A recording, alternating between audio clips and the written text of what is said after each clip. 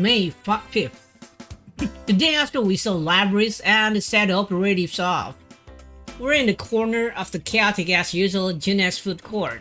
I had a hunch this was gonna happen. Well, your hunch isn't getting us anywhere. What are we supposed to do? There's not a single open seat.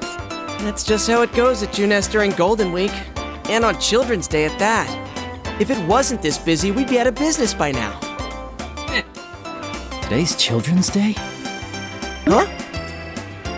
I should have brought Nanako. That's what you're worried about? Watching the kids run around, think back to Nanako's face when I told her I'd be going out. So it looks like she wanted to say something. I feel bad I didn't ask her about it. But given what we came to talk about, I couldn't take her with me. I wonder if she's watching TV alone now, like she usually does. Yo, senpai! I got us some seats. Ooh, good job, Kanji! That's pretty impressive, Kanji. Especially for you. What? Damn it, Ted! Leave the especially for you part out next time. All right, break it up. No fighting, guys. Let's go, Yukun. Right. Yukiko's sparring us on. We move to the seats Kanji seat. There's a table for 4, with 6 chairs he found somewhere. After waiting for everyone to be seated, Yosuke cleared his throat as if to drive away all the noise.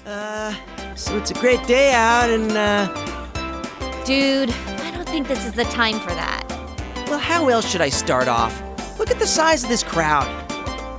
I'd say I made the right call showing up like this. If I came in my usual costume, the little kids would be swarming my adorable... I'd be mobbed. Sorry about that. Oh yes, I've seen how the children tear off your fur from time to time. Wow! Are you being nice to me, Yuki-chan? Has our love finally blossomed? Huh? Of course it hasn't. Shot down as always. It's because you never learn. Well, let's get down to business. We didn't get to talk much yesterday after all. I'm not to cheer. We gathered here yesterday after seeing Labyrinth off, but there wasn't time to calm down and talk about what happened. In the end, we agreed to leave the details to tomorrow, which is now today. Don't worry about the crowd. Let's start the investigation team meeting anyway. Yeah, though we are missing 2 people. It's just not the same without our full roster of pretty girls. Oh, not only Rise-chan, but Nao-chan couldn't be here either. Well, it's not like the other day, where we just lost contact with Rise. She seems really busy. She said she had work during the holidays too. At least we got to talk to her yesterday. Yeah, Nato-kun's job is keeping her busy too. I guess it's the same old for them. Naoto-kun knew things about what happened that not even we did. Apparently she knew about Mitsuru-san and her friends from the start.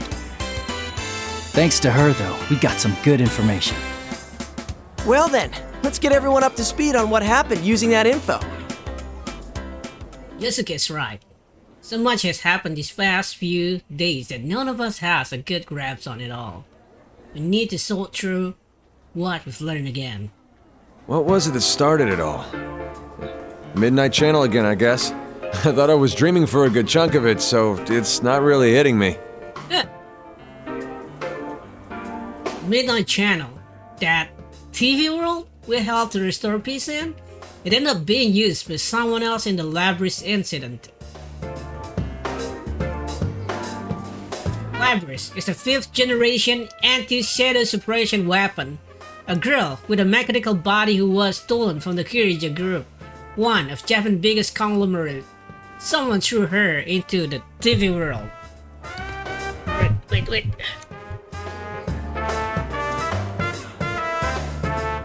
Labyrinth feeds her other suppressed off there, and by accepting it, she awoke to her persona. That mostly wrapped things up. However, So who exactly was it that put Labyrinth inside the TV? And why? At first, I thought the culprit was jealous of my popularity and tried to break us friends up. But that wasn't it. Their goal was to disrupt our hearts by making us fight each other, and then steal our personas after they return to being shadows. Naoto said as much too. I don't know. Turning them back to shadows and stealing them. That doesn't sound like something just anyone could pull off. True. Maybe not. But we know for certain that the culprit was using that method to try and gather powerful shadows. Gathering shadows, huh? That's definitely not something any normal person would do. The atmosphere darkens after Yasuke's remark. During the silence, I recall the event leading up to yesterday. We had once again entered the TV world to figure out why the Meta channel was broadcasting again. What we found there was a strange fighting tournament called the P-1 Grand Prix. At the heart of it was Labyrinth. Having gone through several trials as a weapon with a heart, she gave birth to her shadow, a suppressed version of herself, which twisted her dream of wanting to be a normal schoolgirl. It all resulted in the P-1 Grand Prix designed to pit peoples against their friends. After we entered the TV, we got wrapped out in a battle just like Labyrinth Shadows planned, and were forced to fight one another. But we also met members of a mysterious organization known as the Shadow Operatives, who were in search of Labyrinth and their leader, Mitsuru Kirija, who's CEO of the Kirija Group. It was with their help that we conquered the tournament. They were using the power of personas before we were. It was reassuring, in a way, to meet people who deal with shadows day in and day out. The case isn't over yet. We couldn't find out why the culprit put Labyrinth in the TV to begin with. We don't even know who did it. Tsuru-san and her people seem to have some idea, but that doesn't mean we can ignore what happened in our town. We made the decision to investigate the case on our own too. That reminds me. How are things inside the TV? So it suddenly crossed my mind, so I asked Daddy. After we settled the first case, the TV world turned into a beautiful place, but it wasn't that way anymore during the P-1 Grand Prix. I wonder what happened there after we saved Labyrinth. Still the same. It should go back to normal eventually, but the P-1 Grand Prix had such an effect that it's still noisy there. Oh, but, Huh? But what? Quit mumbling and just spit it out. It's hard to say for sure, but I sense these weird presences. They feel kinda like shadows, but not really. Weird presences? You mean there's something strange in there? I don't really know. What could it be? The culprit, maybe? Maybe, but maybe not. We all look at each other after hearing Steady's evasive answer. If something's in the TV world, it can only be a shadow. Someone beside us who knew about the world, or someone who can use a persona. Huh? How would that make sense? The culprit wasn't a persona user, right? He did say that he used Labyrinth because he couldn't enter the TV world himself. That's right, the only people who can enter the TV world are persona users. For a normal person to get in, they would have to enter alongside a persona user. If someone who doesn't have a persona falls in for whatever reason, they're in serious danger. Either the shadow already dwelling there, or their own shadow might end up killing them. So, wouldn't that mean this weird thing Ted's talking about can't be our bad guy? Or maybe the culprit can shove people into a TV even though he's not a persona user. I can understand kanji dubs, but unfortunately, we don't have enough information right now to say either way. There's one more thing that bothers me. What is it? It's something Naoto said. Tell everyone what Naoto left me with yesterday. She said that when Mitsuru-san's plan was hijacked as a diversion from Labyrinth's kidnapping, the hijackers had no memory of their action. They might have been brainwashed or hypnotized, but either way, It couldn't have been done by a normal person. There's so much we don't know. But no matter what the culprit was trying to do, if he was after us in the TV world, I doubt this case will wrap itself up. I agree. Oh, then does that mean... Too bad for Mitsuru-san, but we're gonna ignore her request not to get involved. Too bad. She's already know. Mitsuru-san and her people laughed. They told us not to get involved any further with his case. We knew why they said that. Of course, they were worried about our safety. Still, So the investigation team's back in business. Yep. Feel a little bad doing this to Mitsuru-san, but we can't just leave this be. We can fight too. And heck, this is our town, so it's practically our duty to do this. I'm in too. After all, I am Labby-chan's knight. Plus, I can't sit on the sidelines after seeing what this culprit did to my world. It had gotten so peaceful thanks to you guys. we knew they felt this way, but I'm not firmly after seeing everyone still in agreement. So it's decided. We have to return the favor of getting stuck with those strange epithets, too. Everyone's looked away briefly after hearing this. That's nonsense nickname that got broadcast during the P-1 Grand Prix make no small stir in our daily life. Although, personally, That makes me so mad. What was that carnivore whose discarded womanhood stuff all about? this has got the worst. I could swear people cross the street now when they see me. Really? I was actually pretty impressed. Huh? Is that how you think of me, Yukon? No, that's not what I meant. That reminds me. You seem to like that Sister Complex Kingpin of Steel nickname. Did he? Sensei, have you awakened to a new name? Should I call you Kingpin from now on? I wonder if it's just my imagination that what Yosuke said just now hurt worse than the nickname. All I meant was that those nicknames weren't that bad. Still, I admit, I was honestly impressed at how precise each of those towns were in striking at each of our hangs up. This sure has turned out to be some Golden Week. And after you took the time to come see us, too. No kidding. Shit got stirred up the day you came back. Like someone planned it that way. But did they? Everyone knows that Kanji swore to everyone, except Yosuke. Unlike the others, he just shot me a slightly bleak glance. I know what it means, but I'll let him say it. That actually does still bother me a bit. What do you mean? Oh, I guess the timing? It's like whoever did this was waiting for you to come back. I agree with him. The incidents with Labris happened right when I returned to Inaba for a golden week.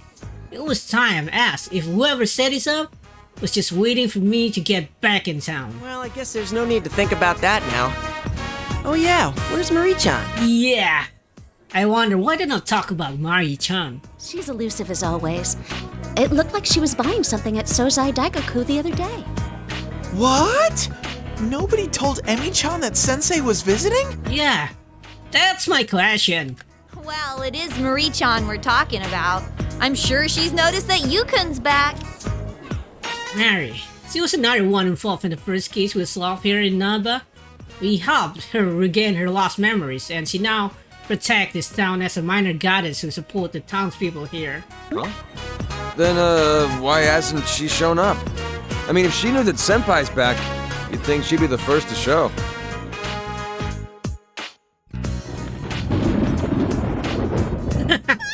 Where'd that lightning come from all of a sudden? That's Mari for you. Oh, look at those insane rain clouds. It's gonna start pouring soon for sure. That's when I've noticed that the thick crowd of customer here has gotten pretty sparse. As if following the families hurrying back inside, we also get up from our seats. Jeez, the weather report has been way off the mark lately.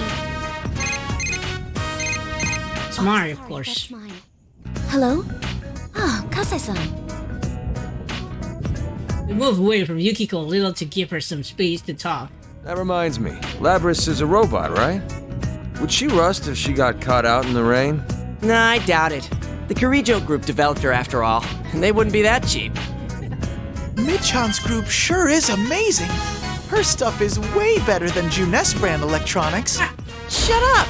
And don't go dissing your own employer.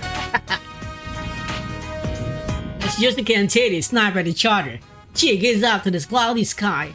When she noticed me looking at her, she shakes her head, telling me not to worry. Labris is with Mitsuru-san and her friends, right? I wonder how she's doing. After the P-1 Grand Prix, Labris joined Mitsuru-san's Shadow Operative since he has a persona now. Even as we speak, she and her companions are probably chasing the culprit who threw her into the TV. Don't worry, I'm sure she's doing fine. If all goes well, we'll see her again in no time.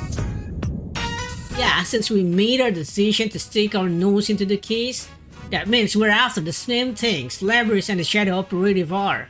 It seems possible we might meet up with Labris again somewhere soon.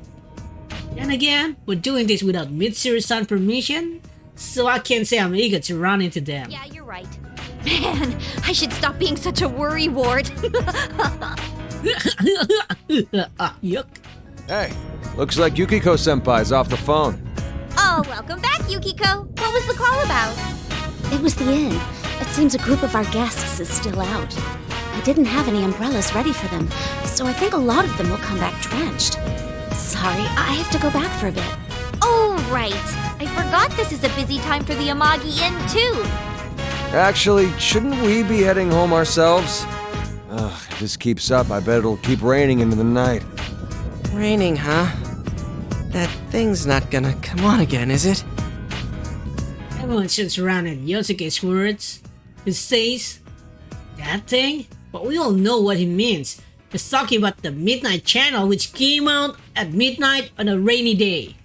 The weather was just like this during the incidents with Labris too. As if to break the silence, we hear another roll of thunder, closer than the one a moment ago. In any case, let's meet up again tomorrow to check up on the TV world. Okay, I'll see you all here tomorrow. And I'll make sure to let Rise-chan know too. I'll call up Naoto-kun, though I don't know yet if she'll be able to make it. Cool deal. Well, see you guys tomorrow. We hastily end the investigation team meeting before it starts raining. As I see, Yosuke is starting to leave after everyone else. I asked him about the issue he raised earlier. What do you think, Yosuke, about the timing of all of this? Oh, that. I don't know, I might be overthinking this, but if the culprit happens to know you, would that give some hint of who it might be? Was an understandable question, but I can't help but look askance at him. If the culprit had investigated me, of course he knows something about me, but not my plan to stay in Inaba during Golden Week. It have to do with a person who knew me plus knew that I was coming here during the break. Is there anyone who knew all that? Is it possible that it could be Adachi? Adachi-san? This time, I'm caught completely off guard, and all I can do is duly repeat the question. Toru Adachi, the man who was arrested in the Midnight Channel murder, he should be in police custody now. Which is ironic since he used to work for my uncle as a police detective at Inaba Station.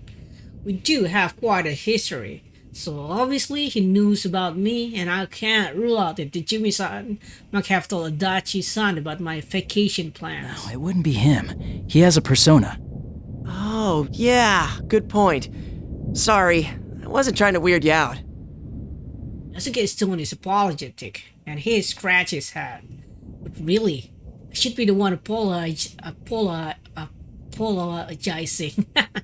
I didn't just deny that it could have been Adachi-san because he's a persona user. The real reason is that deep down, I trust what Adachi-san said about abiding by the rules of this world. But if it's not him, then who? The gray clouds filled the sky over our heads, mirroring the confused anxiety we share.